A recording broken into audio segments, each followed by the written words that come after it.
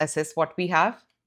Part 15. So, the tools that you use to apply your makeup can actually make or break your game. And I'm actually not telling you that you need makeup brushes or any kind of tools. These work perfectly fine. But if you are going to use a makeup brush, it is going to make a lot of difference. Now, I've always cheaped out whenever I had to buy makeup brushes and usually got like a cheaper set from Amazon. And the performance is questionable. There is fallout from eyeshadows. It doesn't pick up the product well and it leaves streaks on your face and it just adds more work and time when you're doing your makeup. Now, I actually keep my makeup brushes in containers like this that actually has like a lid that covers it. And I also have this other one. And if you see the top of it, that is the reason why I actually got these containers. You don't really have to like spend a lot of money on these. I got mine from Dollar Tree, Dollarama, and they were not more than like $5. But the reason for doing that is there's constant dust, lint, and all of those fuzzies that accumulate over your brushes. Now, when you do your makeup with those kind of things on top of your brush, it obviously affects the way makeup applies on your face. The only makeup brushes that I spent my money on were from Morphe in like 2019. One of them was like an individual Morphe E44, and this is more of like a dense foundation brush, but this part the glue has loosened up, and that's why it's a little annoying to actually use it because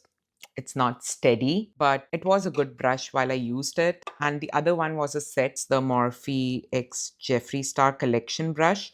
They come with like multiple face brushes and eye brushes. I bought them because they were very pink and pretty looking brushes. But that was the first time when I actually noticed a difference between a cheap makeup brush and actually a professional makeup brush. And I still didn't learn my lesson and kept buying like the cheaper makeup brushes from Amazon. I mean, this one's still soft and all, but it doesn't pick up the product well. I know makeup brushes are very expensive, especially when you're trying to create your vanity, but makeup brushes, unlike your beauty blender or sponges, they don't have to be replaced very frequently as long as you maintain them and clean them from time to time and do it in a correct manner. Your makeup brushes can last you almost forever. Investing in a good set of makeup brush should not be that questionable, especially when we spend hundreds and hundreds of dollars on foundations and blushes and all of these other products. You don't necessarily have to like invest in very expensive makeup brushes. I don't know why, but I never actually bought any Real Techniques brushes because they were obviously more expensive than the cheap ones on Amazon, but they're significantly cheaper compared to some high-end ones. I've always heard great reviews about them, and if you don't really have a high budget, at least invest in some brushes from Real Techniques, and that was also going to make a difference.